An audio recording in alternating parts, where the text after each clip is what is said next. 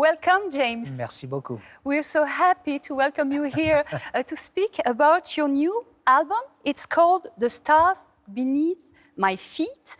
It's a best-of to celebrate 17 years of career. But my first question is, usually the artists wait for 20 years of career. You were so excited you couldn't wait? Good question.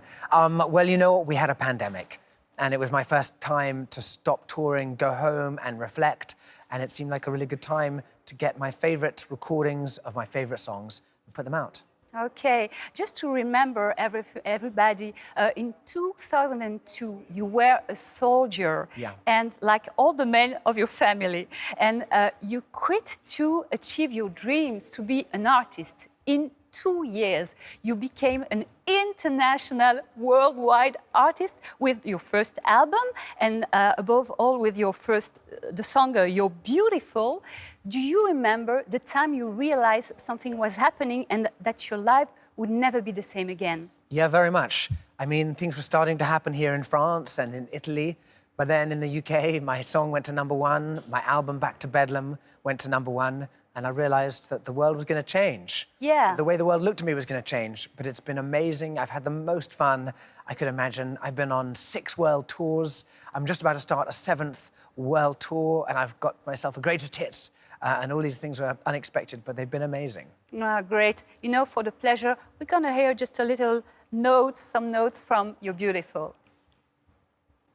You're beautiful. You're beautiful. You're beautiful, it's true. James Blunt, the title is then The Stars Beneath My Feet. It's a line from your song Same Mistake. Why did you choose this line as a title? Well, I wanted to call the album Greatest Hit and Songs I Wish You'd Heard. But it's a line from a song called Same Mistake. Yeah. And in the concerts, I get the audience to turn on their phones, to turn the torches on their phones. So I'm looking out at what look like the stars beneath my feet when I play that song. Okay, it's a very poetic image. Yeah. It's like the signature of your songs, poetic, romantic. What do you think when people say you are a romantic singer? Yeah, I mean, absolutely. You know, I sing from the heart with emotion.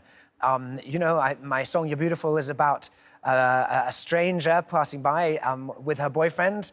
So, you know, that's not necessarily romantic, but maybe a little creepy. But people play it at their weddings, and I think that's wonderful. Yeah. And, you know, yeah, I have different sides, but if people think romantic, then parfait. It's okay for you? Absolutely. Okay, so it's a best-of, but there are 4 new songs. It was important for you to offer new songs, even if it's a best-of? Yeah, you know what? I think a record label would just like it to be the top 20 songs on Spotify. But for me, there are better recordings out there. I've played in Paris and done some live shows, which have been really fantastic. And so I got a live in Paris performance. I played at Glastonbury, the most famous festival in the UK, and I got a performance from there, and the recording is really magical. So some live recordings, some rare songs which have been hard for people to find that are really special, and some new songs too, which I wrote in the last couple of years. Yes, we're going to listen discover a part of one of the new songs. It's Love Under Pressure.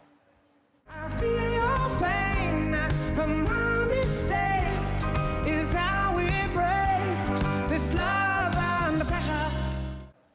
James Blunt, you're not only a music star with 23 million of albums sold, you're also a star of on Twitter.